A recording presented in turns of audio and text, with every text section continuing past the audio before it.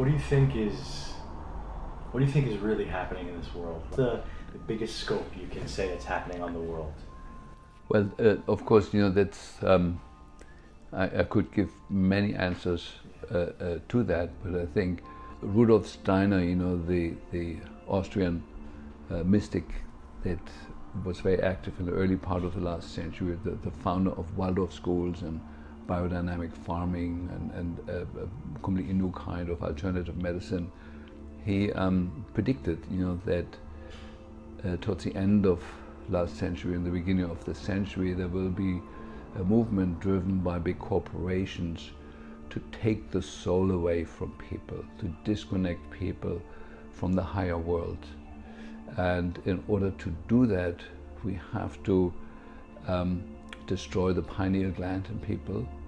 And I followed the research on that, and amazingly what we found, the pineal gland is the most sensitive part of our central nervous system and is highly, highly, highly sensitive to 4 things: aluminum, glyphosate, fluoride, and Wi-Fi. And we are the only country in the world that has pushed these 4 things in the last 60 years or so on everybody growing up here. And so it is that people have severely calcified pineal glands.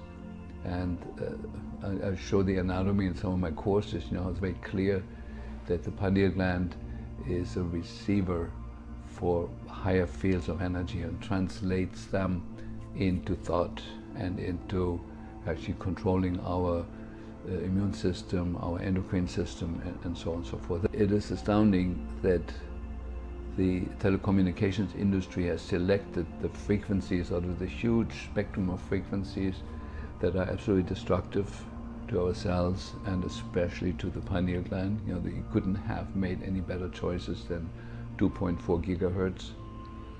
That the end point, that when you have inhale aluminum, as we do from the geoengineering program, and have glyphosate in the food chain, that glyphosate and aluminum combine in the blood and in the gut and in the bloodstream to form 6 different chemical compounds where aluminum and glyphosate are hooked up together, and the end point of that compound is the pineal gland.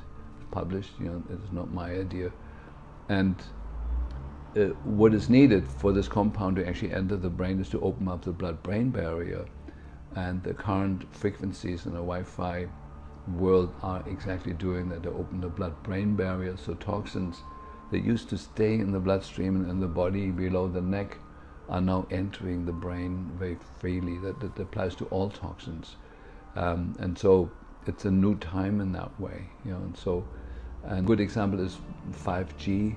Sort of to put it on posts, along the streets. Okay, that's one issue, but putting it on satellite and actually the government approving to put it on satellite, blasting the whole planet with a frequency that has never been checked for safety, for its influence on the insects, on the songbirds, has never been checked for anything, and to approve that is unconceivable to like somebody who's still got a little bit of a brain left. And that politicians in the White House and other countries are conspiring with that. But I'm still hoping, I'm still putting my weight on, let's hope it's just a coincidence and enough dumb people made enough dumb decisions, and if enough of us wake up and point it out to them, that there can be a reversal. The Wi-Fi can be switched off in a second. We'd be done with that, and glyphosate could be forbidden tomorrow. It's in the water table for many years, but there could be an end to it. The chemtrail program could be stopped like that. So the good thing is that positive solutions that are suppressed right now, that are everywhere, could be the norm of tomorrow. Within 24 hours, we could turn the planet from a creature that is threatened on all levels to paradise, virtually within 24 hours. We're still close enough to that.